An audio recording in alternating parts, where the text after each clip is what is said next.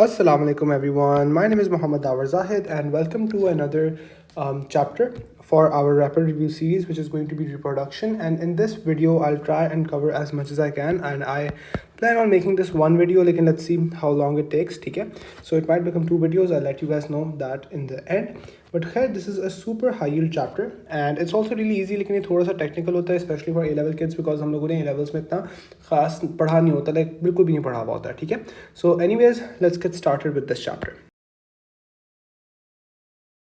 Okay guys, so in reproduction, in this video I would like to first start off with the male reproductive system. ठीक है, and इसके अंदर हमारे पास ना, it's not that hard. I just want to start off with the testes. ठीक है, so talking about the testes specifically, the first thing that I would want you guys to know कि जो spermatogenesis होता है, so spermatogenesis, this process as a whole in itself cannot work at body temperature. So जो आपका body temperature होता है वो होता है आपका 37 डिग्रीज. ठीक है, सो ये प्रोसेस 37 डिग्री सेल्सियस पर काम नहीं कर सकता. It can not work at 37 degree Celsius. ठीक है, and hence this is going to be working at 35 degree Celsius which is 2 degrees less than body temperature. And to do that you essentially spermatogenesis, इस वजह से you have to do this, you have to placed outside the body. ठीक है, outside the body where, so जो testis होती हैं these are situated in the scrotum or the scrotal bag.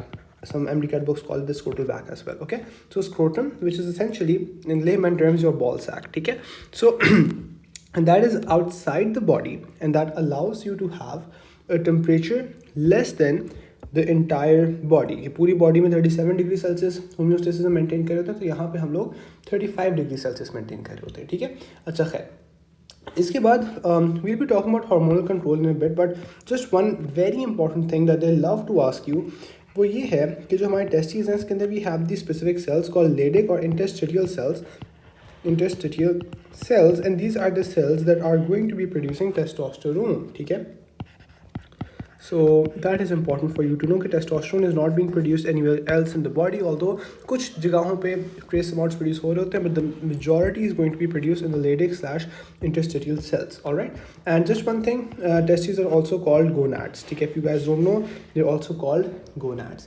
Okay, so that's it. और जो scrotum होता है इसको कुछ किताबों में उन्होंने लिखा होता है कि they basically say कि इसका जो रोल होता है it's as a climate control zone. ठीक है, और क्लाइमेट कंट्रोल सिस्टम. ठीक है, सो कुछ मैंने MD-Cat के क्वेश्चन देखे तो उसमें उसको जस्ट पूछ रहे थे कि what is the climate control और what is the climate control organ of the, क्या कहते हैं, male reproductive system. So it's just scrotum. Okay, खैर, सो अब हम लोगों ने बात कर लिया. Now guys I want to talk to you all about the pathway.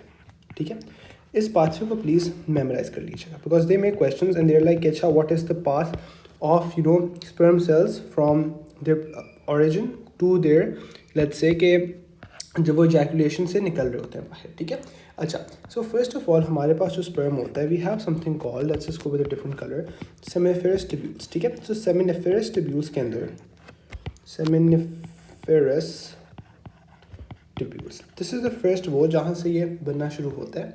इसके बाद it enters a tubular network called rate testis. ठीक है, और रेट टेस्टिस में ये फर्दर मच्योर होना शुरू हो जाता है. अच्छा, वहाँ से हो गया, उसके बाद it's going to be travelling to the efferent ductules. ठीक है, इफरेंट डक्ट्स भी कहते हैं, इफरेंट डक्टिलस और इफरेंट डक्ट्स. अच्छा, इफरेंट डक्ट्स भी कहते हैं इनको and we also call them efferent ductules. ठीक है, एंड उसके बाद guys it goes into the epididymis. Epididymis क्या होता है? Epididymis is this long coil tube जिसके अंदर स्पर्म स्टोर होता है, ट्रांसपोर्ट होता है वहाँ से आगे और मच्योर होना शुरू हो जाता है. And then guys we have the vas difference.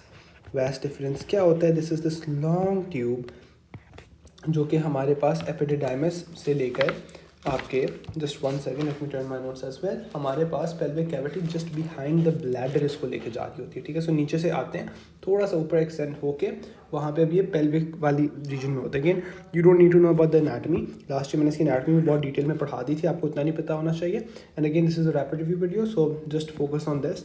वैसे भी एग्जाम में बहुत कम टाइम रह गया. And then you have the ejaculatory duct And after the ejaculatory duct you have the urethra slash urogenital duct. ठीक है. अच्छा guys, I want you all to know a bit about this. अच्छा ये ना, because the body is bilateral essentially, कि you have two क्या कहते हैं, two testes or two balls, two in number, two in number, two in number, two in number, two in number, but the ejaculatory duct is one. The urethra slash urogenital duct is also one, because you have one penis, you don't have two penises. Okay, I hope okay, you have one penis. Anyways, so if I was to just sort of show it to you guys, ये पूरे system का एक मैं वो बना के दिखाऊँ, तो हमारे पास वैस्ट डिफरेंस इस तरह करके आ रहा होता है. यहाँ पे वो कंबाइन करता है, यहाँ पे इतना सा हमारे पास सॉर्ट ऑफ एक इजैकुलेटरी डक्ट होता है जो कि फिर ड्रेन कर रहा होता है हमारे यूरेथ्रा के अंदर. इस तरह करके the urethra exits through the tip of the penis. If this is like an overhead view, if I was to draw a sagittal view of sorts, ठीक है, this would be a sagittal view कि हमारे पास इस तरह करके ejaculatory duct आ रहा है and it is draining into the urethra. Urethra यूँ जा रही है, यूरेथ्रा पीछे से ब्लैडर से आ रही है. ठीक है, and this is one vas deferens, this is the second vas deferens, this is the head of the penis, this is the base of the penis. ठीक है, that's it, that's all. Okay, so we've talked about this again. They won't give you a diagram and ask you to identify, like that hasn't been done in the past ever. So but again, अगर तुम लोग उसको बस वैसे रट्टा मार रहे हो थोड़ा सा मुश्किल होगा. अगर थोड़ा सा मैं इसको इलस्ट्रेट कर दूँ, आप लोग इमेजिन करो, it be easier for you guys, right? Okay, so this is all that we have talked about. Please इस स्पेसिफिक पाथवे को याद कर लीजिएगा और इसके जो नंबर्स हैं उनको भी याद कर लीजिएगा. ठीक है, अच्छा, we have talked about the pathway, we have talked about the testis. Now let's talk about some accessory glands. Okay guys, so moving on, I want to talk to you all about some accessory glands. ठीक है, first of all एक बात understand करें. Let's draw a map of let's say downtown Lahore. Let's say ये हमारे पास आ गई अपनी main boulevard. ठीक है, ये हमारे पास यहाँ पे आ गई जेल रोड. जेल रोड यूँ इस साइड पे जा रही है कैंट के अंदर, इस साइड पे it's going towards inner, like वो जो थोड़ा पुराने शहर की तरफ जा रही होती है. लेट्स से ये हमारे पास जी नहर आ गई हमारी, this is our canal road going. ये थोड़ा सा मैं आगे गया तो यहाँ पे मेरी फिरोजपुर रोड आ गई. ठीक है, एंड फिरोजपुर रोड से blah blah blah, I am not drawing a map over here. Okay, point being कि this is the entire path. अब लेट्स जस्ट इमेजिन यहाँ पे एक बिल्डिंग है, यहाँ पे एक बिल्डिंग है, सो यहाँ पे एक बिल्डिंग है, एंड दीज बिल्डिंग्स ये चीज़ें अंदर रिलीज़ कर रही हैं. Guys, this is the accessory glands. हम ये नहीं कहते कि oh the sperm passes through let's say the seminal vesicle.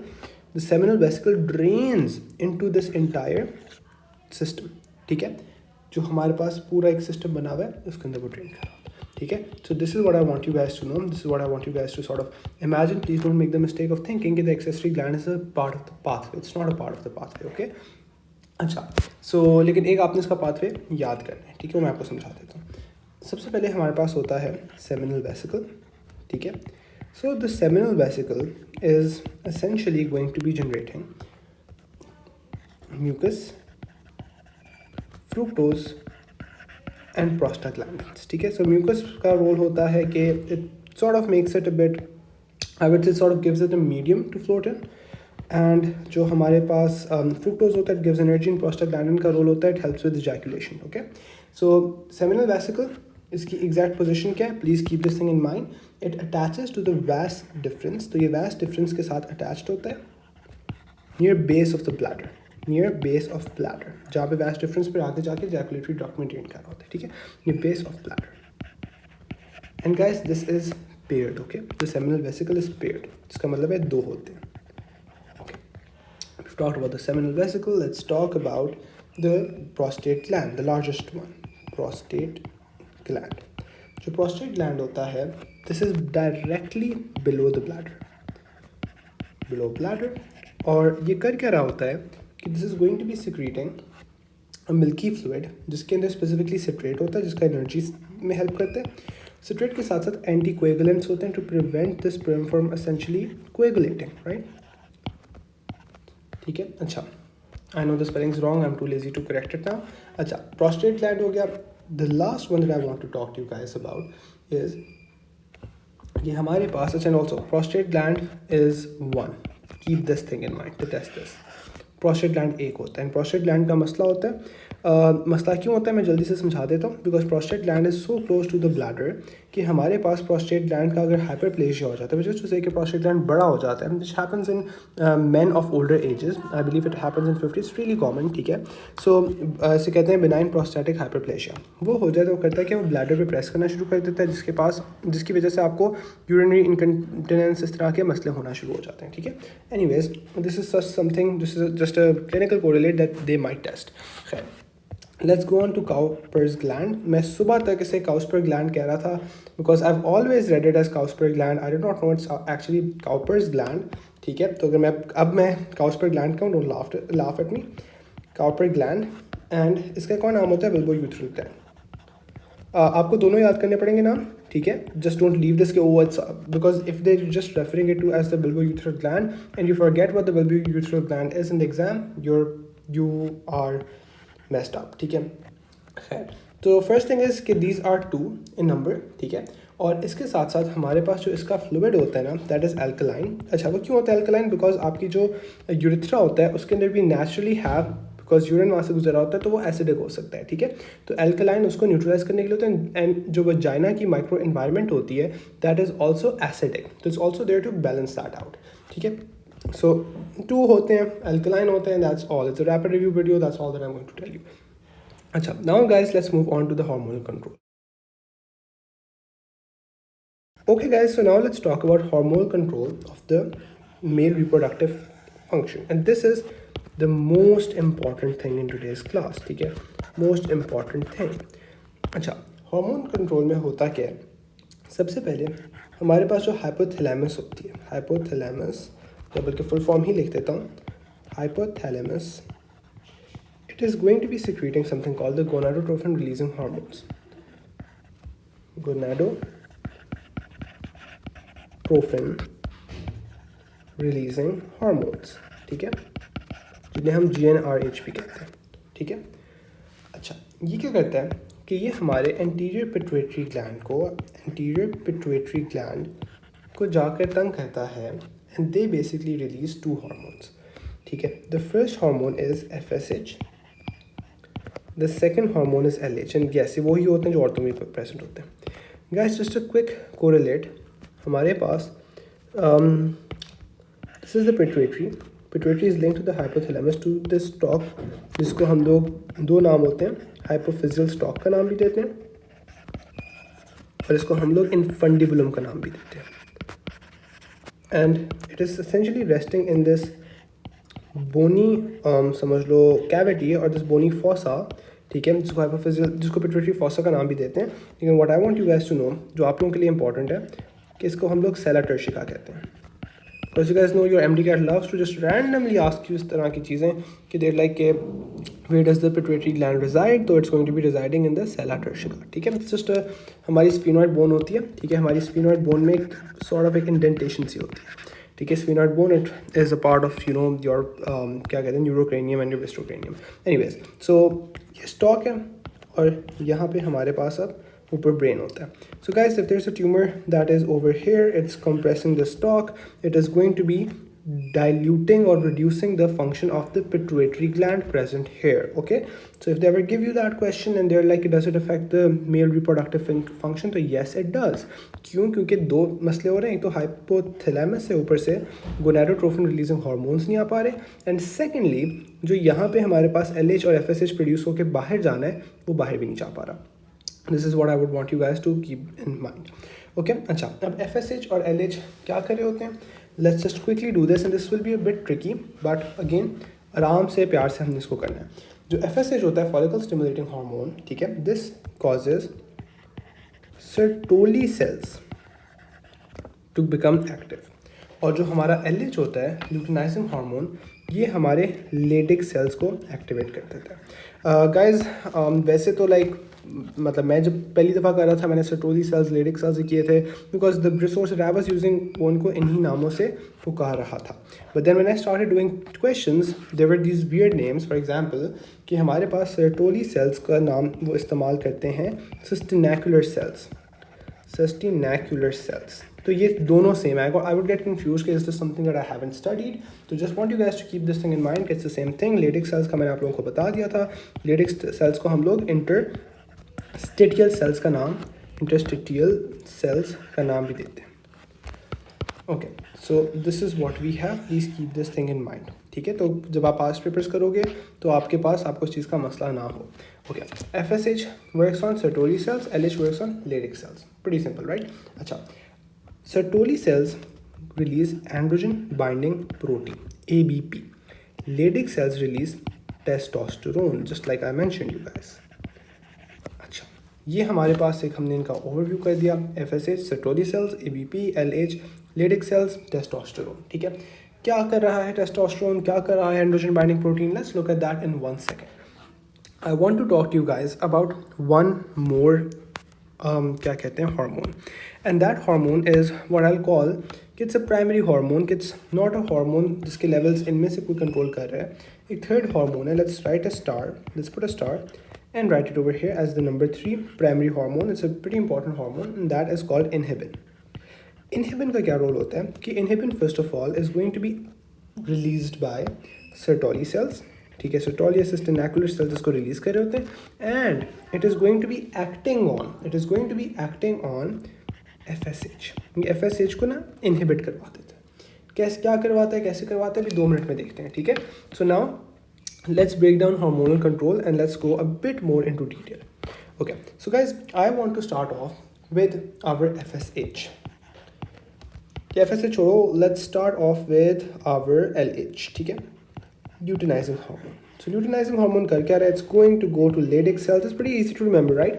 LH, ठीक है, L for LH, ठीक है, and L for Leydig cells, ठीक है. And if you guys sort of focus, this also looks like an I, right? This also looks like an I, ठीक है. It's a stupid way of remembering it, but like मैंने ऐसे याद किया था. अच्छा, LH जा रहा है, Leydig cells को तंग कर रहा है. Leydig cells को क्या रिलीज करवा रहा है? Leydig cells से रिलीज करवा रहा है testosterone. Okay, the male sex hormone, the primary male sex hormone. Okay, guys, अब टेस्टोस्टेरोन क्या कर रहा है? It does a lot of work, but in context of the male reproductive system, what it really does is कि ये जाता है, testosterone goes and it essentially helps me in my spermatogenesis. कि हमारे पास testosterone जाता है and testosterone जाएगा, it's a male sex hormone. It is going to go and it is going to be causing the growth and development of the germinal epithelium. अब germinal epithelium क्या है भाई? यहाँ से germs कहाँ से आ गए? It's really simple. Germinal का मतलब है germ cells होते हैं, epithelium. Germ cells कौन से होते हैं? In this context, it's not germ. So guys, as I was saying कि हमारे पास germinal epithelium है. Germinal epithelium stands for germ cells. Germ cells क्या होते हैं? वो वाले cells जो meiosis करवा रहे होते हैं. In this context, वो cells जो कि spermatogenesis करवा रहे होते हैं. ठीक है? So germinal epithelium है. ठीक है? Growth and development germinal epithelium की करवाते हैं. As a result of that, we have spermatogenesis that is occurring. ठीक है, तो हमारे पास as a result of this we have spermatogenesis that is going to be happening. Okay, and moving on guys, this is all the testosterone does in this context. ठीक है, अब हम बात करते हैं अपने FSH की. FSH क्या कर रहा था? FSH जा रहा था and FSH हमारे सर्टोली सेल्स को तंग कर रहा था, right? Okay. Sertoli cells, S for Sertoli, S for FSH, FSH, ठीक है. अगेन इसका कोई फर्स्ट अल्फ़ाबेट वाला सीन नहीं है, लेकिन आई गेस ऐसे याद कर लो. ओके, सो Sertoli cells को जाके तंग कर रहा था और रिलीज कर रहा था androgen binding protein. Now guys understand, थोड़ा सा आपने अंडरस्टैंड करना है, सारा क्लियर हो जाएगा. हमारे पास ना जो स्पर्मेटोजेनिक सेल्स होते हैं, या I should say germ cells होते हैं, for them to start to do spermatogenesis, what do you need? We just talked about this. We need, बहुत गंदे स्पेलिंग्स यार मेरे. अच्छा, we need testosterone, right? लेकिन testosterone इधर नहीं चाहिए होता, sorry, it's actually needed to these germ cells. ठीक है, अब testosterone ऐसे नहीं होता कि बस testosterone जी खून में फिरता जा रहा है. वो germ cells को चाहिए होता है androgen binding protein. So germ cells need androgen binding protein. So androgen binding protein जाता है, जर्म सेल साथ बाइंड करता है, and when it binds it enhances the ability of the spermatogenic cells और the germ cells to bind to testosterone. इसको मैं लिख देता हूँ, it's a very important thing कि androgen binding protein, what does ABP do? It enhances ठीक है, germ cells ability to bind to testosterone. तो guys मेरे जिस्म में जितना भी टेस्टोस्टेरोन मैं लगा लूँ, if I don't have the androgen binding protein to essentially fixate it and to essentially allow the germ cells to bind to it, I will not have spermatogenesis. That's what I want you guys to understand. ठीक है, अच्छा, Leydig cells हो गए, Sertoli cells हो गए. Now let's move on to our inhibin and with that we'll be wrapping this video up. ठीक है, अब हमारा inhibin क्या कर रहा था, understand करो. Inhibin is sort of a negative feedback loop में ये involve होता है. So inhibin का role inhibitory होता है. Okay, I mean I can't make it more obvious than this. inhibitory role होता है. They can ask you this question. I remember मेरे टाइम पे बहुत आता था, ठीक है, कि which of the following is the inhibitory hormone involved in the male reproductive system. So guys it's going to be inhibin. ठीक है, pretty simple है, मतलब I mean इससे ज़्यादा आसान हो नहीं सकता पेपर. ठीक है, अच्छा, अब inhibin क्या होता है हमारे पास. let's say guys I have too much sperm being made, too much sperm. ठीक है, मेरे पास क्या होगा, मेरे पास इनहिबिन होगा, इनहिबिन के लेवल्स हाई होंगे. अब इनहिबिन मेरा क्या करेगा कि inhibin is going to go and it is going to inhibit, inhibin is going to go, is going to inhibit FSH. guys if I don't have FSH present, जब मेरे पास FSH नहीं होंगे तो मेरे पास androgen binding protein will not be released by Sertoli cells. If I don't have androgen binding proteins, I will indirectly inhibit spermatogenesis from happening, because spermatogenesis तब तक नहीं हो सकता जब तक मेरे पास I don't have the androgen binding protein to allow the germ cells to take up the testosterone. दोबारा से समझाता हूँ, बहुत ज़्यादा स्पर्म प्रोड्यूस हो गया, इनहिबिन के लेवल्स हाई हुए, इनहिबिन ने FSH को इनहिबिट किया, FSH गया है, अब FSH रिड्यूस हो गया. Because FSH is reduce, Sertoli cells ability to produce androgen binding protein ABP is reduced. ठीक है, वो प्रोड्यूस नहीं कर पा रहा.